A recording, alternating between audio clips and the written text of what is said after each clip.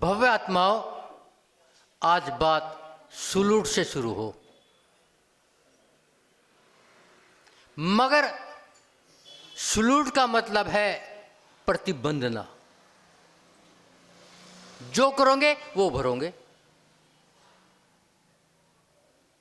यदि आपने सुलूट मिथ्या लगाई तो मिथ्या कर्म बनेंगे।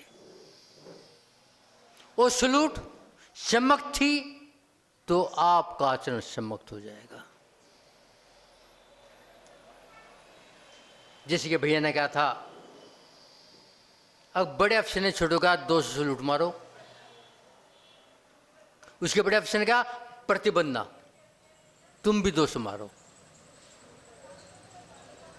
तो कर्म भी यही कहते हैं, एक बोधा होता है, एक बोधि होती है।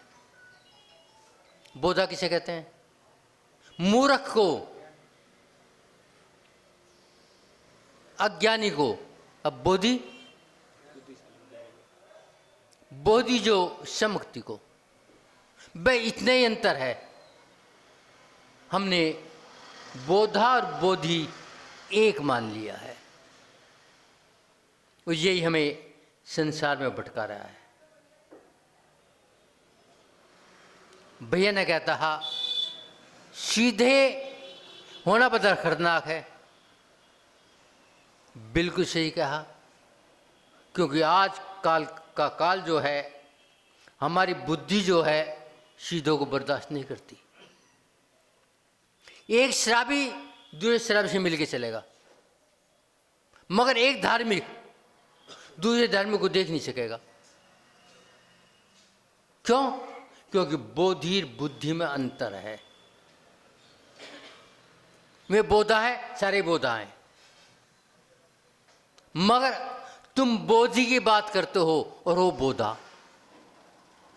इसलिए धार्मिक से मिलकर नहीं चलता। बात आई थी गरीब अमीर की। सामान्य 10 रुपये फकीर को दे दिए। अमीर 3-4 दिन तक बोला भी नहीं, मगर जब 10 रुपये देने पड़ेंगे तो कह दिया एक ही है। यदि हम एक हो जाएं और हम अपने भाई की सहायता करें तो विषमवाद खत्म हो जाए, संवाद हो जाए। मगर हम विचार करो, क्या एक दूसरे के धार्मिक भाई की सहायता करना चाहता है? और यदि कर भी देता है, लेने वाला नालायक निकल जाता है। क्यों? क्योंकि पहचान नहीं हो पाती। तो इसलिए आचार्य कहते हैं पहले देखो फिर चलो। हम एक कब होंगे? जब बोधि और बुद्धि एक हो जाएगी, और उसमें क्या आ जाएगा? बोध आ जाएगा। बोधा नहीं, बोध। बस आज तक हमने इस बात को समझने की चर्चा नहीं की।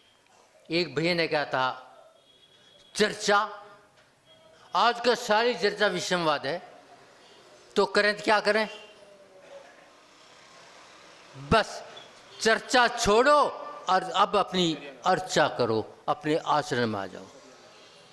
जब अपने आचरण में आएंगे तो अपने आप बोधि हो जाएगी और विषमवाद समाप्त हो जाएगा। एक बार की घटना, एक संत की सभा लगी थी। संत ने कहा आंखों वालों मुझे देखो,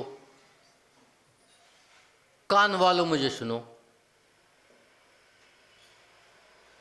तो किसी दूसरे ने कहा क्या तेरी सभा में सभी अंधे और बहरे हैं? तो संत कहता है अंधे बहरे नहीं, आंखों से अंधे नहीं होते, कानों से बहरे नहीं होते। वैष्णव संप्रदाय में कहा है एक तीसरी आंख। जैन शब्द में क्या, तीसिया का मतलब श्रद्धा। जहां श्रद्धा है वहीं सुना जाएगा और वहीं देखा जाएगा।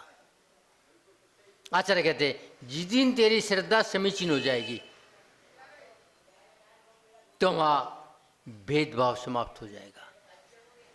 मगर आज तक मैंने अपनी श्रद्धा समीचीन नहीं करी। श्रद्धा जबकि हर जीव में है, कहाँ है?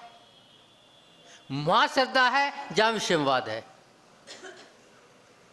वहां श्रद्धा है जहां पाप है, वहां श्रद्धा है जहां नरक और निगोद है, जहां मोक्ष और स्वर्ग है वहां श्रद्धा नहीं है। चाहते तो हैं मगर करते क्या है भाई? यही तो विषमवाद है। आचार्य कहते हैं अभी तक अपने आप पर मिथ्यात्व का पर्दा पड़ा है। जब ये पर्दा हटे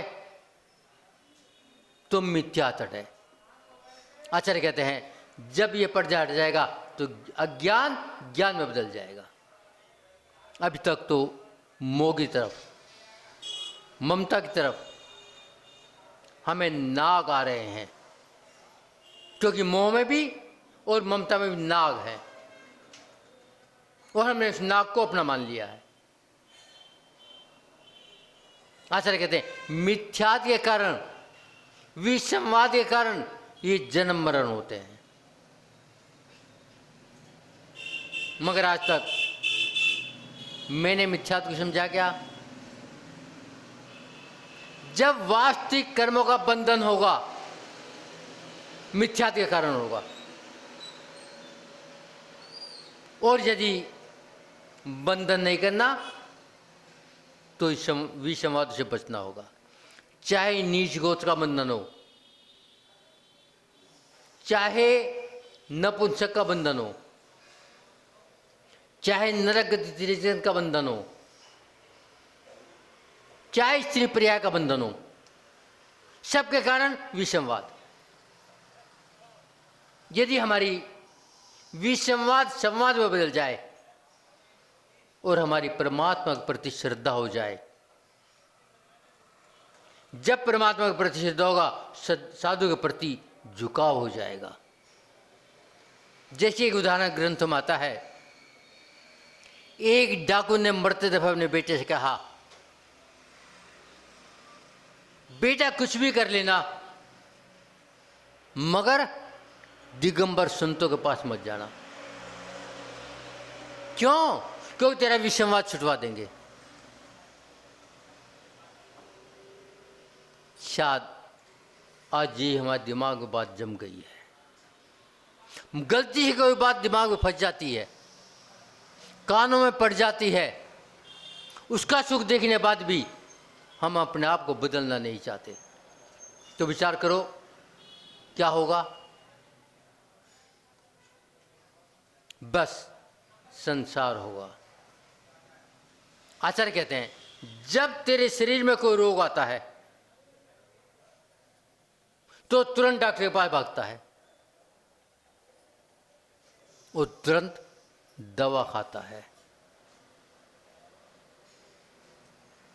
मगर कभी विचार किया तेरी आत्मा में कब से कषाय के जख्म है, व्यसनों के जख्म है, पापों के जख्म है, विसंवादों के जख्म है? उसकी दवा खाइए। आचार्य कहते हैं एक मेडिसिन एक मेडिटेशन। तेरा मेडिसिन पे तो विश्वास है, मेडिसिन पे नहीं है। जितनी तेरा मेडिटेशन पे विश्वास हो जाएगा तो सब मुक्त हो जाएगा और तेरे सारे रोग निकल के अपने भाग जाएंगे। तो बंधुओं विचार करो हम कहाँ टिके हैं। एक बार की घटना, एक फकीर बोकोजा नाम था,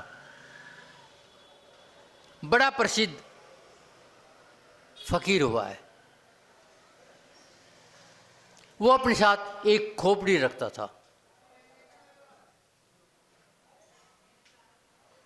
और खोपड़ी को गुरु मानता था।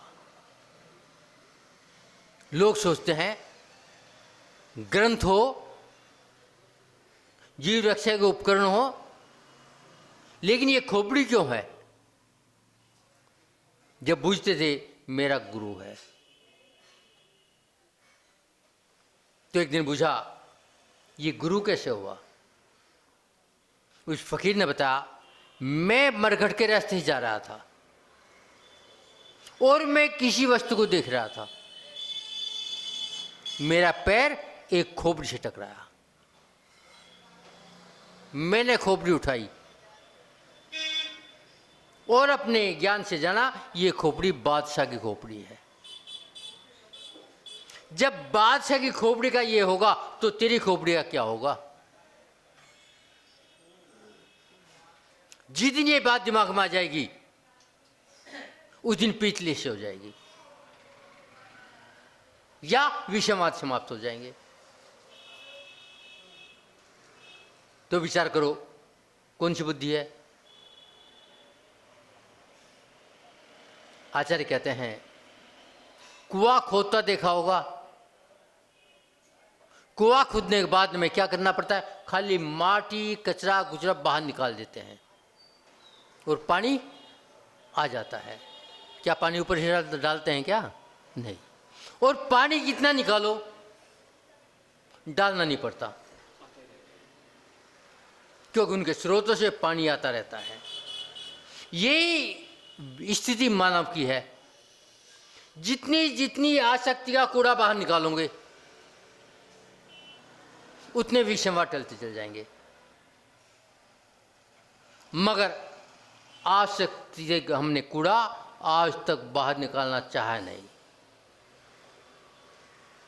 तो पीतले से क्या जाए? आचार्य कहते हैं आसक्ति घटाना ही पीतले से है। एक बार की घटना, बहुत से मजदूर एक काम पर लगे थे, सभी पत्थर तोड़ रहे थे। एक ज्ञानी का ग्रुप आया, उसने एक ग्रुप से पूछा, भाई क्या कर रहे हो? मजदूरी करता हूं, पत्थर तोड़ रहा हूं। दूसरे ग्रुप के पास गया, क्या कर रहे हो? रोजी कमा रहा हूं, मजदूरी कर रहा हूं। तीसरे के पास गए, क्या कर रहे हो? रोटी कमा रहे हैं। अगले के पास गए, उसने पूछा क्या कर रहे हो? परमात्मा का मंदिर बना रहे हैं। जबकि सब पत्थर तोड़ रहे हैं, सबको बराबर मजदूरी मिलेगी, लेकिन भाव में कितना अंतर है? एक भगवान का मंदिर बना रहे, तोड़ रहा पत्थर है। भाव में कितनी निर्मलता है। बस जब ये निर्मलता आ जाए, जब ये पीतली से आ जाए। मगर आज तक मैंने क्या करा? मात्र पत्थर तोड़े, इसलिए मैं अपनी मंजिल पर नहीं पहुंच सका। आचार्य कहते हैं एक समय 3 फकीर, तीनों मिथ्या दृष्टि, मगर साधना में लीन थे। उनकी साधना पूरे क्षेत्र में फैल गई, मगर आसक्ति नहीं थी। वो तीनों एक जगह बैठे परमात्मा का मन मन में गुणगान कर रहे। उनकी भक्ति से उनका आसन ऊंचा हो गया। सामने एक तालाब, तालाब में बुगला, बुगले ने एक मछली पकड़ ली।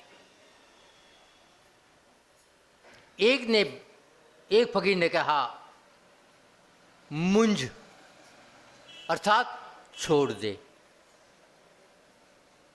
उसका आसन जमीन पर आ गया।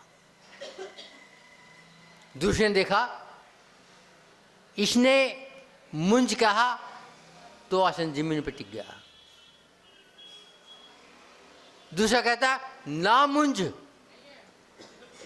छोड़ मत, जमीन में धस गया। और तीसरा अपने ध्यान में लीन था, ना मुंझ ना मुंझ।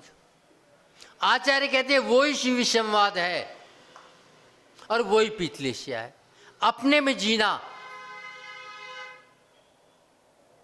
ना किसी का बुरा ना किसी का भला।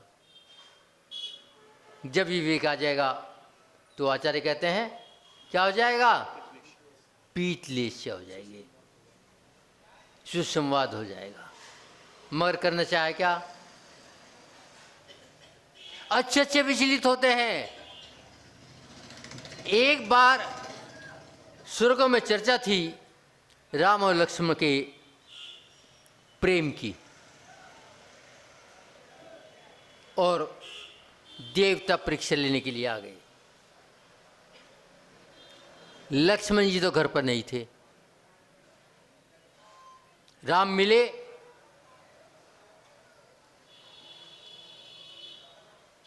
और राम से कहा ये वस्त्र है खून में सना हुआ, वो लक्ष्मण का खून है।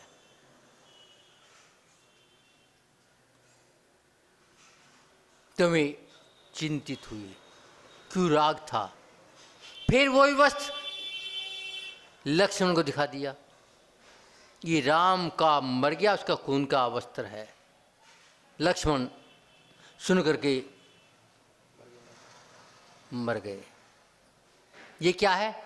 मोह या विसंवाद। और राम ही लक्ष्मण की लाश को ला दो, ये 6 महीने तक घूमते रहे। देवताओं के छक्के छूट गए, कैसे संबोधन करें जबकि इच्छा एक समग्र दृष्टि। ये मोह की स्थिति है और विसंवाद है। हमने आज तक इस संवाद को समझने का प्रयत्न नहीं किया। जिस दिन समझ जाएंगे उस दिन विवेक जाग जाएगा, और विवेक जागा अपने माए, अपने माए तो पीतलिशिया। लेकिन आज तक समझने का प्रयत्न नहीं किया।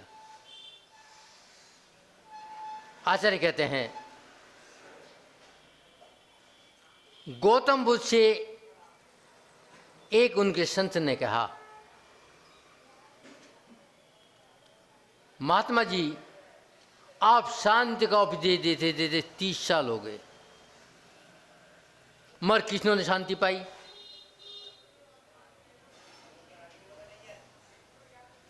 फिर उपदेश देने का लाभ क्या है? तो बुद्ध ने कहा तू आज अपने रिश्तेदारों को, परिवार वालों को इकट्ठा कर, अरे कांच पे लिख के ला कौन शांति चाहता है। उसने लिस्ट बनाई, जानने वालों, मित्रों, परिवार वालों से, रिश्तेदारों से।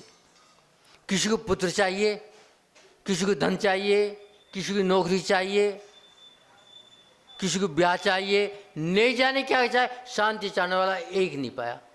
तो बोधि कहाँ से हो? पीतलेशिया कहाँ से हो? विषमवाद कैसे हटे? आचार्य कहते हैं जब तक विवेक काम नहीं करेगा, जब तक मन नहीं रुकेगा, और जब विवेक काम कर जाएगा मन स्थिर हो जाएगा, और मन का स्थिर होना ही पीतलेशिया है। आचार्य कहते हैं संसार है तो संपत्ति की कीमत है, और जैसे ही संसार गया संपत्ति विदा। आंख बंद तो संसार बंद। तो विचार करो क्या स्थिति है संपत्ति की। आचार्य कहते हैं ये बंद कैसे हुआ? एक व्यक्ति है, उसे 10 पुलिस वाले चारों तरफ घेर रहे हैं। एक दूसरा व्यक्ति है, उसे पुलिस वाले ने घेर रखा है, मगर अंतर है एक अफसर है, उसकी सुरक्षा के लिए पुलिस वाले हैं। एक डाकू है, उसे तिरके पड़ी है, उसकी सुरक्षा लिए। तो आचार्य कहते हैं भाई यही विसंवाद और संवाद है। मगर आज तक हमने समझने का प्रयत्न नहीं किया, चाहे वो शुभ लेस्या हो चाहे अशुभ हो। जिस दिन समझ जाएंगे उस दिन शुभ में पहुंच जाएंगे। मगर आज तक क्या विचार करा हमने, समझे या प्रयत्न भी किया? इसलिए हम अभी तक कभी प्रीत लेस्या में नहीं आए। मानव बाहर से तो अच्छे काम करता है, मगर मन में खोट रखता है कि मैं इसका कैसे बुरा कर दूं। और जब पता चलता है तो वो माफी भी मांग लेता है। तो क्या कहेंगे, विसंवाद या संवाद? इसे पिछले से कहेंगे, क्या कहेंगे? यदि मन के विकार निकाल दे, अंदर बाहर से साफ हो जाए, तो आचार्य कहते होगी पिछली से। मगर मैं वास्तव में क्या पिछले से मानना चाहता हूं? क्या विवेक को ग्रहण करना चाहता हूं? विचार तो करो। आचार्य कहते हैं तुमने उत्तम कुल पाया है, क्या इस मानव पर्याय की सार्थकता समझी है? क्या इस कुल की मर्यादा पाली है? क्या वितरागता को जाना है? जब तक नहीं जानोगे आप विवेक में नहीं होंगे, और जब तक विवेक नहीं आएगा आप पिछले से नहीं आओगे। क्योंकि आपने अपने कुल की मर्यादा तोड़ी है, चाहे आसक्ति से तोड़ी हो, चाहे मोह से तोड़ी हो, चाहे राग से तोड़ी हो। यदि पिछले से माना है तो विवेक से काम लेना होगा। इतना कहने के बाद अपनी वाणी को विराम देता हूं। ओम शांति।